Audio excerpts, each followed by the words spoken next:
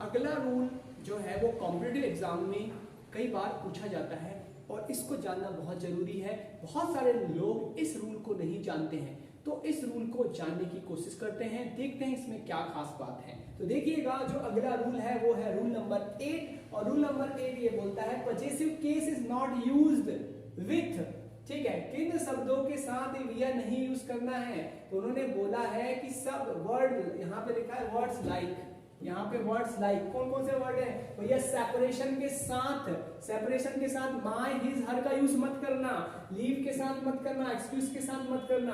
तो सेपरेशन यानी अलग होता है, लीव यानी छोड़ना होता है, एक्सक्यूज यानी क्षमा करना होता है, फेवर यानी आपका फेवर लेना, साइड यानी दृश्य, रिपोर्ट यानी ठीक है रिपोर्ट तैयार करना, और मेंशन यानी उस चीज पे ध्यान देना। तो इन शब्दों के साथ आपको माय हिज का यूज नहीं करना, ठीक है। जैसे कि एग्जांपल हमने लिया है, her separation is very painful to Sonu, Sonu से उसका अलग होना सोनू के लिए बहुत ही पेनफुल था। तो हमने क्या बोला यहाँ पे, हर सेपरेशन, ठीक है, इज वेरी पेनफुल, उसका सेपरेशन, उसका जो अलग होना है वो बहुत ही दुखदाई है। किससे दुखदाई है भाई, सोनू से बहुत दूर होना सोनू के लिए क्या है, दुखदाई है। यहाँ पे लिखा है her separation is very painful to Sonu, Sonu के लिए ये बड़ा पेनफुल है उससे अलग होना। तो आप यहाँ पे देख रहे हैं कि सेंटेंस क्या बोलता है, सेंटेंस यहाँ पे बोलता है हर सेपरेशन, तो मैंने हर लगाया सेपरेशन के पहले, लिखा है is very painful to Sonu, उससे अलग होना सोनू के लिए बड़ा पेनफुल है। तो इस सेंटेंस में हमें देखकर कोई खराबी नहीं लगती, कोई एरर नहीं लगती, लेकिन यहाँ एरर है।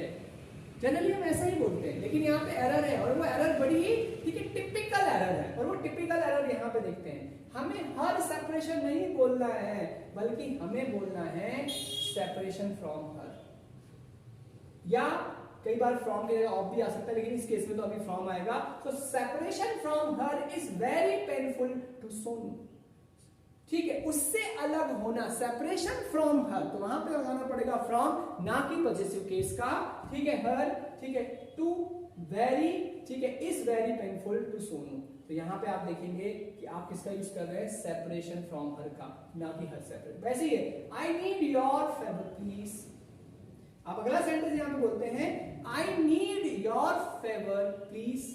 तो यहाँ पर आपको योर फेवर हम बोलते जरूर है, लेकिन हम यहाँ पे योर फेवर नहीं बोला जाता, फेवर के पहले पजेसिव केस यानी योर का यूज नहीं किया जाता। आप बोलोगे I need favour of you, थोड़ा अजीब है, it seems to be awkward, something different, but क्या करें, ग्रामर में यही चीज सही है। सो यहाँ पे बोलेंगे आई need favour of you please, मुझे आपका एक फेवर चाहिए, ठीक है। तो आप यहाँ पे याद रखें, योर फेवर नहीं बोलना है, आपको यहाँ पे बोलना है फेवर ऑफ यू। तो आप किसका यूज करेंगे, जी हाँ, आप यूज करेंगे ऑफ का। तो यकीन मानिए ये बड़े ही इंपॉर्टेंट हैं ये रूल्स, और ये कॉम्पिटिटिव एग्जाम में आते हैं। इन शब्दों के साथ पॉजिटिव केस का यूज ना करें, बल्कि ऑफ या फ्रॉम का यूज करें, ठीक है। आई होप आपको ये बात समझ में आई होगी। चलिएगा, इसी के साथ हम बढ़ते हैं हमारे नेक्स्ट रूल की तरफ। ये रिलेटेड है रिफ्लेक्सिव प्रोनाउन का। तो सबसे पहले थोड़ी सी बात रिफ्लेक्सिव प्रोनाउन के बारे में जान लेते हैं, ताकि हमें आगे चल के हेल्प मिले।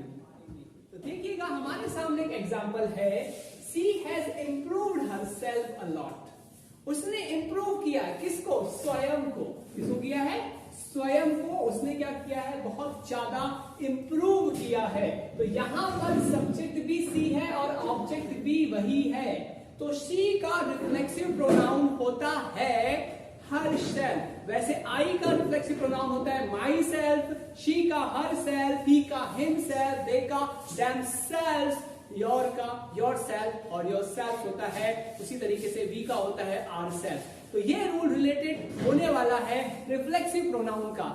ऐसे कौन सी वर्ब है जहां पे ऑब्जेक्ट नहीं होता, तो वहां पर रिफ्लेक्सिव प्रोनाउन का यूज करना जरूरी बन जाता है, कंपल्सरी बन जाता है। कई बार आपने जरूर सुना होगा enjoy yourself in a party, किसी भी पार्टी में आपने ये वर्ड जरूर सुना होगा, जब कोई व्यक्ति, कोई होस्ट आपके पास आता है और बोलता है आप आए, मोस्ट वेलकम, कीजिए इस पार्टी को एंजॉय। तो पार्टी को एंजॉय करने के लिए वो बोलता है एंजॉय योर सेल्फ। तो एंजॉय के साथ वो योर सेल्फ लगाता है, क्योंकि एंजॉय एक ऐसी वर्ब है जिसके बाद ऑब्जेक्ट ना आने पर हमें रिफ्लेक्सिव प्रोनाउन का यूज करना पड़ता है। तो चलिएगा देखते हैं वो कौन कौन सी वर्ब हैं जिनके साथ रिफ्लेक्सिव प्रोनाउन का यूज करना बहुत जरूरी हो जाता है। चलिएगा देखिएगा rule number 9। The verbs given below are followed by reflexive pronoun in absence of direct object। जब डायरेक्ट ऑब्जेक्ट नहीं होता तो इन वर्ब्स के साथ रिफ्लेक्सिव प्रोनाउन लगाना जरूरी हो जाता है। इसमें से वर्ब है एक्विट, और एक्विट का मतलब कहीं ना कहीं देखो, क्विट यानी रिहा होना, छूटना होता है। एक्विट का मतलब होता है free from charges. Free from charges, जो आरोप लगाए हैं उससे अगर आप मुक्त हो जाते हो तो उससे एक्विट कहा जाता है। लेकिन यहां पर एक्विट का मतलब नहीं है, एक्विट का एक और मतलब होता है। और एक्विट का जो एक और मतलब होता है वो इस तरह से है कि मान लीजिए, ठीक है, आप किसी ऐसी परिस्थिति में फंस जाते हैं जो एडवर्स है, विपरीत परिस्थिति है, और उस परिस्थिति में भी जाकर आप कुछ अच्छा कर जाते हैं जिससे सामने वाले आपको एडमायर करते हैं। तो आप बोलते हैं सिचुएशन में भी मैंने अपने आप को क्या कर लिया, उभार लिया, या मैंने अपने आप को इस सिचुएशन में बहुत अच्छी तरह से क्या किया, सामने लेकर आया या प्रेजेंट किया। ऐसे केस में आप किसका यूज करते हैं, एक्विट का यूज करते हैं। इसके लिए हम एक लेते हैं एग्जांपल। देखिएगा यहां पर इक्विट की दो अलग अलग मीनिंग है। पहली मीनिंग है टू फ्री फ्रॉम, या हम बोल सकते हैं to relieve from a criminal charges, और हम बोल सकते हैं एलिगेशन से हमें मुक्त किया गया है। ऐसे केस में हम एक्विट का यूज करते हैं। सेकेंड जो इसका अर्थ होता है वो होता है टू वियर, यहां पे लिखा है आपका, यहां इसका अर्थ हो जाएगा आपका to wear arm conduct one self.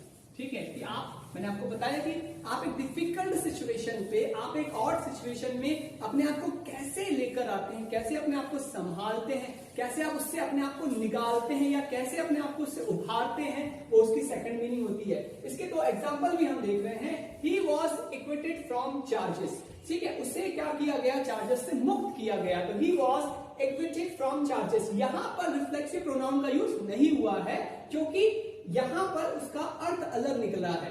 अब यहां देखते हैं, ही इक्विटेड हिमसेल्फ, उसने अपने आप को संभाला या उभारा, वेल यानी बहुत अच्छी तरीके से, किसमें, इन अ बैटल। तो ऐसे केस में आप देख रहे हैं कि इक्विट के बाद में हमने किसका यूज किया है, हमने यूज किया है यहां पे ही का, सॉरी, के बाद हमने यूज किया है हिमसेल्फ का। हमने किसका यूज किया, हिमसेल्फ का, जो कि ही का कौन सा केस है, रिफ्लेक्सिव केस है। तो आपने देखा कि जो ये पहला एग्जांपल है इक्विट, इसके साथ रिफ्लेक्सिव प्रोनाउन का यूज किस कंडीशन में किया जाता है। तो थोड़ा सा सतर्क होके यहाँ पे रिफ्लेक्सिव प्रोनाउन अम्यूज का, और उसके बाद रिफ्लेक्सिव प्रोनाउन का। तो अम्यूज का मतलब होता है कि हंसी का मतलब होता है कि मजे करना, हंसी, या फिर हम कह सकते हैं मनोरंजन करना, अम्यूज का मतलब है, इसलिए अम्यूज से बना है अम्यूजमेंट पार्क। ओके, अगला वर्ड है रिजाइन। रिजाइन का मतलब होता है पद से त्याग पत्र देना। ठीक है, तो अगर आप बोलेंगे कि मैंने इस पद से त्याग दे दिया, तो I resign my self of this post, आप क्या कहेंगे, I resign my self of this post. Resign यानी होता है किसी पद से मुक्त हो जाना, ठीक है, उसे हम कहते हैं रिजाइन। उसके बाद आता है एवेंज, मतलब होता है to harm someone for their wrongdoing, उनने कोई गलत काम किया है, उसे आप पनिश करना चाहते हैं, उसके लिए आप यूज करते हैं अवेंज का।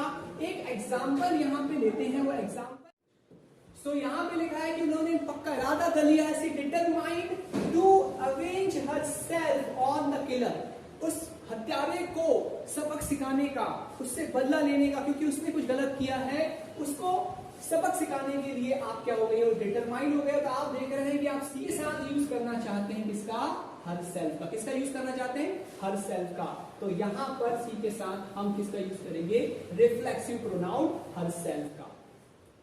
यहाँ पर जो नेक्स्ट वर्ड है वो वर्ड है एक्सर्ट। नेक्स्ट वर्ड है यहाँ पे एक्सर्ट। एक्सर्ट का मतलब होता है मेंटल या फिजिकल एफर्ट लगाना। जब आप किसी चीज को अचीव करने के लिए एफर्ट लगाते हैं तो उसके लिए एक्सर्ट वर्ड का यूज होता है। जनरली आपने साइंस में देखा होगा कि एक्सर्ट के दो अर्थ होते हैं।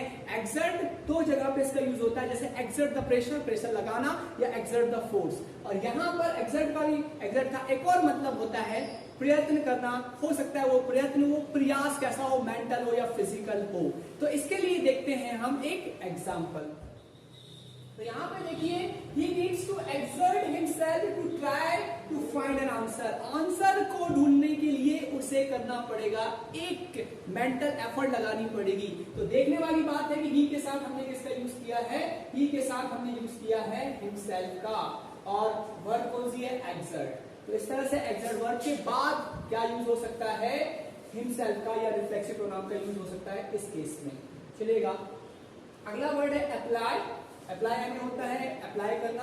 अडैप्ट का मतलब होता है, ठीक है, to adjust with the situation. अगर आप कोई नई सिचुएशन चले गए जहां आप एडजस्ट कर रहे हैं, तो या हो सकता है नई सिचुएशन हो सकती है, नई टेक्नोलॉजी हो सकती है जिसके साथ आपको एडजस्ट करना है, उसके लिए आप किसका यूज करते हो, अडैप्ट वर्ड का यूज करते हो। तो आप बोल सकते हो I adopted myself in this new situation, या आप कह सकते हो I adopted myself with this new technology. तो जब आप किसी नई टेक्नोलॉजी के साथ एडजस्ट करते हैं या उसे सीख लेते हैं या उसके साथ सामंजस्य स्थापित कर लेते हैं, ऐसे केस में आप यूज करते हो यहाँ पे अडैप्ट वर्ड का।